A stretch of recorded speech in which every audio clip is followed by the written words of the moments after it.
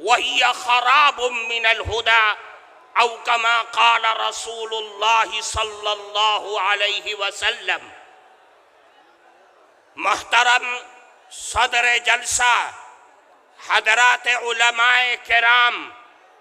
اور دور دراز سے آئے ہوئے ہمارے محترم بزرگوں، جمعیت علماء کے کارکنان اور خدام اور اس سے محبت اور تعلق رکھنے والے میرے عزیز دوستو، آج کا یہ صوبائی اجلاس جمعیت علماء بہار کا، جس میں اصلاح معاشرہ کے سلسلے میں آپ حضرات کو وہ پیغام دیا جا رہا ہے جو پیغام جمعیت علماء کی ریڑھ کی ہڈی کی حیثیت رکھتا ہے۔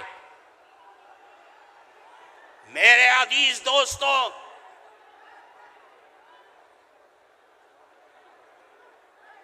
اصلاح معاشرے کا تعلق مسلمانوں کی زندگی سے وابستہ ہے، مسلمانوں کی معاشرتی اور معاملتی زندگی سے وابستہ ایک پیغام ہے۔ اللہ کے نبی جناب رسول اللہ صلی اللہ علیہ وسلم نے ایک موقع پر ارشاد فرمایا، قیامت تک آنے والے نسل انسانیت کو اور رسول اللہ کی رسالت پر ایمان و یقین رکھنے والوں کو یہ پیغام دیا اور پیشین گوئی فرمائی کہ دیکھو ان قریب ایک زمانہ ایسا آ سکتا ہے کہ لوگ نام کے مسلمان رہ جائیں گے، لیکن اسلام کا کام، اسلام کی تعلیمات اور اسلام کا نظام ان کی زندگی سے ختم ہو جائے گا۔ اور ایسے بھی حالات آ سکتے ہیں کہ قرآن جو اللہ کی کتاب ہے، اللہ کا کلام ہے، اس کلام کی آیات، الفاظ اور صورتیں باقی رہ جائیں گی، لیکن اس کی تعلیمات، اس کا حلال اور اس کا حرام، یہ سب کچھ انسان کی زندگی سے ختم ہو جائے گا۔ اور ایسے حالات آئیں گے کہ مسجدیں بڑی عالی شان ہوں گی، لیکن وہ مسجدیں ہدایت سے خالی ہوں گی، نمازیوں سے خالی ہوں گی، اور اگر نمازی ہوں گے تو اس نمازیوں کے دل اور دماغ دنیا میں لٹکے ہوں گے، اللہ کے سامنے خشوع اور خضوع کے ساتھ عبادت کرنے والے لوگ دنیا سے ختم ہو جائیں گے۔ میرے بھائیوں، میں آج اصلاح معاشرہ کے نام پر یہ پیغام جناب رسول اللہ صلی اللہ علیہ وسلم کا آپ کو دے کر کے یہ بتلانا چاہتا ہوں کہ اللہ کے نبی نے فرمایا کہ دیکھو ایسے حالات مت پیدا ہونے دینا، ایسے حالات کو جنم ہونے مت دینا کہ آپ کے درمیان سے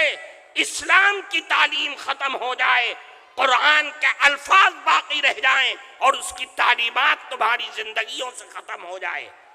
یاد رکھو، آج جن حالات میں ہم جی رہے ہیں، جن حالات میں ہم سانس لے رہے ہیں، دنیا جو ہمارے سماج اور معاشرے کو تباہ و برباد کرنے پر لگی ہوئی ہے، اس کے لیے ضروری ہے کہ ہم دنیا والوں سے یہ بتلا دیں کہ جتنا تم ہمیں ستاؤ گے، جتنا تم ہمیں آزماؤ گے، ہماری قوت ارادی کو اور حوصلوں کو ختم کرنے کی کوشش کرو گے، ہم رسول اللہ کی تعلیمات، رسول اللہ کے دین سے اپنی زندگی کو وطن ہی وابستہ کر کے تم کو دکھلا دیں گے۔ اور دنیا والوں کو یہ بتلا دو کہ رسول اللہ کی شان میں تم گستاخی کرو یا قرآن کے آیات کی تم بے حرمتی کرو، ہم خباب اور خبیب کے وارث ہیں، ہم بلال کے وارث ہیں، ہم جان تو دے سکتے ہیں لیکن رسول اللہ کا دامن نہیں چھوڑ سکتے۔ اپنی اولادوں کو بتلا دو کہ ہم سمیہ کے ظلم و ستم کو جانتے ہیں. اس نے اپنی جان دے دی کفار مکہ کی برسوں کی نوک پر. ہم سب کچھ جانتے ہیں. ہم اس سمیہ کے وارث ہیں جو جان تو دے دیں گے لیکن رسول اللہ کی تعلیم کو اپنی زندگی سے ختم نہیں ہونے دیں گے. اور تم کیچڑ اچھالو، اللہ کی کتاب پر کیچڑ اچھالو، رسول اللہ کی ذات پر کیچڑ اچھالو. یاد رکھو میرے آقا چاند اور سورج ہیں. تم تھوکو گے چاند پر تو تمہارا ہی منہ کالا ہوگا. میرے عزیز دوستو،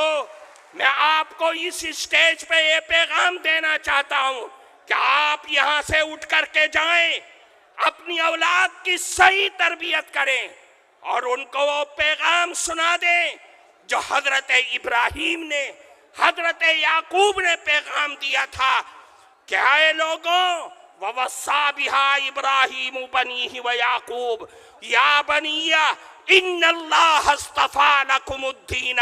فَلَا تَمُوتُنَّ إِلَّا وَأَنْتُمْ مُسْلِمُونَ. اے لوگوں، تمہارے لیے اللہ نے دین کو چن لیا ہے، دین اسلام کو چن لیا ہے. تم مر تو جانا لیکن دین اسلام کا دامن نہ چھوڑ دینا. اور میں آپ کو اس اسٹیج سے خیر سگالی کے طور پر یہ پیغام دینا چاہتا ہوں، اپنے اندر سے ڈر اور خوف کو ختم کرو اور یاد رکھو مسلمان کے دونوں ہاتھوں میں لڈو ہے. وہ جیے گا دین اسلام کے ساتھ جیے گا تو غازی بن کر کے جیے گا، اور اگر مرے گا دین اسلام پر تو شہید ہو کر کے مرے گا. یہ جمعیت علماء کا پیغام ہے. اس لیے میرے بھائیوں، آپ یہاں سے جائیں، اپنی اولاد کی صحیح تربیت کریں، اس لیے کہ معاشرے کی سب سے پہلی سیڑھی اور سب سے پہلا زینہ اپنی اولاد کی صحیح تربیت کرنا ہے. اس لیے میرے بھائی، میں آج اس مبارک اسٹیج سے اس مبارک خداموں کے سامنے ہم آپ کو یہی پیغام دینا چاہتے ہیں کہ کسی کی حرکتوں سے اپنے دل میں ملال مت پیدا کریے، بلکہ آپ یہ کہیے کہ ہم رسول اللہ کے غلام ہیں اور ان کی غلامی پر مرنا ہماری زندگی کا آخری لمحہ ہے اور آخری خواہش ہے. وآخر دعوانا ان الحمدللہ رب العالمین. ماشاءاللہ، جزاک اللہ، تقبل اللہ، بارک اللہ. اختصار کا